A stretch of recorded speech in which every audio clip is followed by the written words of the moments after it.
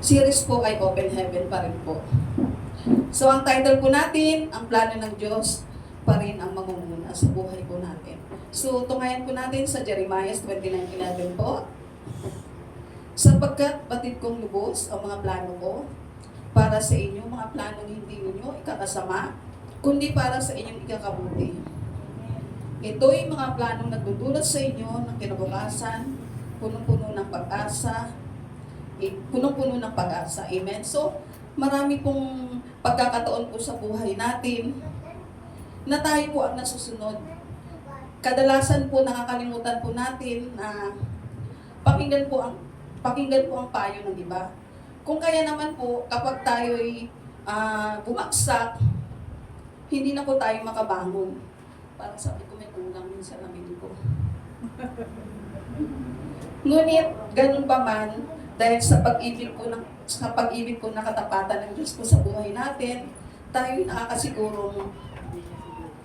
po'y nakakasigurong may maganda siyang plano para po sa atin. Basta magtiwala lang po tayo sa kanyang mga plano, kinabukasan, at mga layunin niya sa buhay po natin. So, hayaan po natin na siyang magpatakbo po pa rin ng buhay natin patungo sa ating lalakarin. Nais niyang padalhan sa atin. Ay, salamat naman. Oh, very good. Thank you. Sana po. Patungo sa ating buhay, patungo sa lambayang nais niyang padalhan sa atin. Sapagkat nakakatiyak po tayo na kapag ginawa natin yun, hindi tayo magsisisi. Amen? Amen? So, hayaan po natin maging katuwang po natin ang Espiritu Santo sa lakbayang ito ng ating buhay. At tulungan tayo ng mas lalong magtiwala para sa Diyos, para sa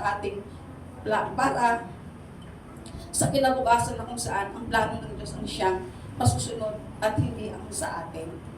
Amen? So marami po tayong plano sa buhay po natin, mga pangarap na nais po natin maabot. Ngunit, iba ang pangarap ng Diyos po sa atin. Tinatalaga ng Diyos na isang misyon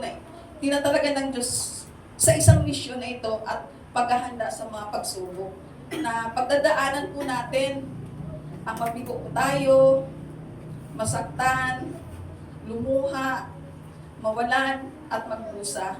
So sa una po, akalain natin na ito po ay parusa, maging matinding dagok po sa buhay natin. Pero iisipin natin na ito ay kawalan ng presensya ng Diyos sa buhay po natin at pagiging bingi po ng Diyos sa atin. Ngunit ang Diyos po ay tapat sa kanyang mga pangako. Kailanman ay hindi kanya mababayaan at hindi kanya iiwanan. Doon po yung mababasa sa Hebreo 13:5 po. Yes. Akalain mo yung dadaanan natin na matinding pagsubok ay plano pala ng Diyos. Amen. Upang ihanda tayo sa isang misyon. So kailangan kanyang hubugin, patatagin at bigyan ng sapat na lakas, talino, at wasakin ang pagiging makasarili, mayabang. Yes. Lahat pala yun ay plano ng Diyos. Minsan, natanong na ba natin ang ating sarili kung bakit ganito ang buhay natin at ang kapalaran natin. So, dito, di natin alam na plano pala ito ng Diyos sa atin. Isipin mo na ang paglilingkod ay isang karangalan sa Diyos. Amen.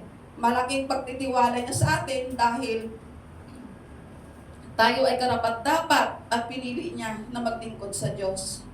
Sa pamamagitan po ng paglilingkod natin sa tao, at huwag na po tayong magtaka dahil ang plano ng Diyos ay mas makakabuti sa atin. Nais ng Diyos na siya ang masunod sa buhay po natin at inilaan niya para sa atin.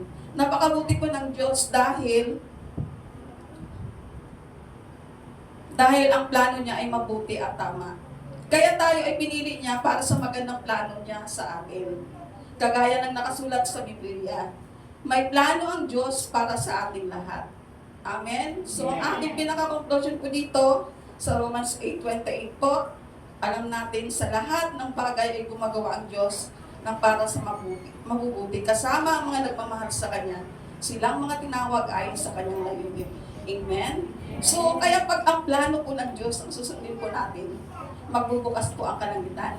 Open heaven po sa buhay natin kung sumunod lamang tayo sa plano ng Diyos. Amen? So, yan lamang po ang maigsi mensahe ko sa umaga ito sa aking devotion. So, salamat sa Diyos. Glory to God. Amen. Praise God. So talagang na-remind tayo ulit no, dun sa